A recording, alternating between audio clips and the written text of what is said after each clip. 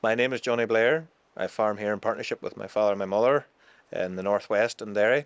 We farm just shy of 300 acres. We're a suckler cow system. We keep trying beef fatten most of our animals if we can. We implement mob grazing and tall grass with long recovery periods, so 80, 90 days, trying to build that into the system to make us a less risky farm business. Trying to take a lot of input cost out of my system. Basically, we are moving cattle every day. We're trying to move them once a day.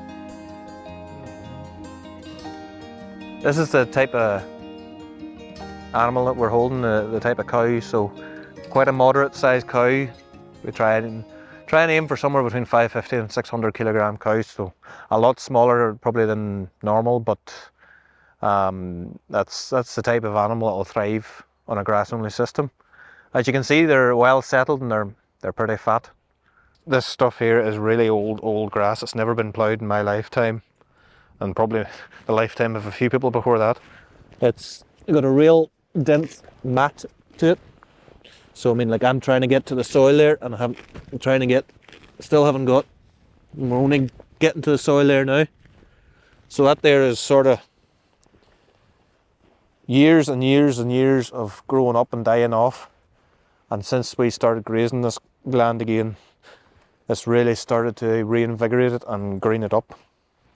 So this is the sort of size of paddock that we would have them in. Sometimes we'd even have them tighter, depending on the time of the year and the weather. Because it's been quite wet, I'm quite happy to let them have a slightly bigger area than normal. So there's an awful lot of biodiversity within this long grass as well, and we'll go and see some of what they're going to go into. But you can often see spiders' webs woven into the rushes and into the long stems of grass, catching the flies, catching the insects that are critting around, and it's just really cool to see a lot of the birds and stuff start to swoop whenever the cows move, because they know they're getting it in there as well. You can see the grass starting to come up through the rush. So there's old seed heads here, maybe from the last grazing that didn't get touched. But if you peel it back, there's quite a bit of grass floating in here. And something that I have noticed is that these rushes haven't been topped yet this year. And year on year, the rushes start to struggle with the long grass, because basically what the long grass is doing is out competing the rush. So if I had that nibbled off and tight to the ground, the rush basically has a free rein to do whatever the hell it wants. Whereas if you have a lot of grass growing at the same time the rush is trying to grow, you're going to outcompete it. It's a bit like thistles. Thistles can't really hack it as well whenever there's a lot of grass growth. And if they're young enough, the cows will eat them, and they quite enjoy them too, which is strange. Another thing you like to look at is the manure. The manure should look like this. If it looks like a paint spray, or it looks like somebody's just went along with a can of paint and went like that and thrown it about, then the grass is too lush. That there sort of poo there, dung there, that harbours an awful amount of insects. I have seen dung beetles floating around, which is a great thing to see. If you have a real watery dung, insects will actually drown in it. So you want something with a bit of structure to it. You can hear one in the background, actually, a cow doing it. It should sound like a slow hand clap when it hits the ground. Moving to a low input system, I want to try and move away from worming as much as we can, because I don't see a future in just constantly worming cattle just to get a bit of extra performance.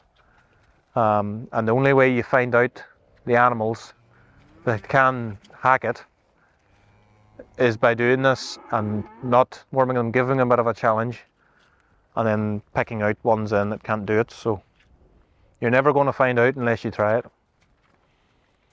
And also, because of the long grazing period between grazings, that should break the parasite cycle and burden by quite a distance, because the parasites have to breed, go through the animal, go into the ground, find a host, and then be available to graze again. And usually that's about 3-4 weeks, which is traditional grazing perfect. So you're coming around every time just hoovering up parasites. You want them to have a wee bit of an exposure to parasites, because you want them to build that natural immunity.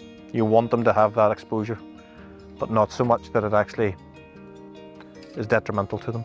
So we focus on soil health, and the direct result of the mob grazing and short grazing durations but long grazing recovery periods allow the soil to fully recover and the soil biology to really take off and to thrive.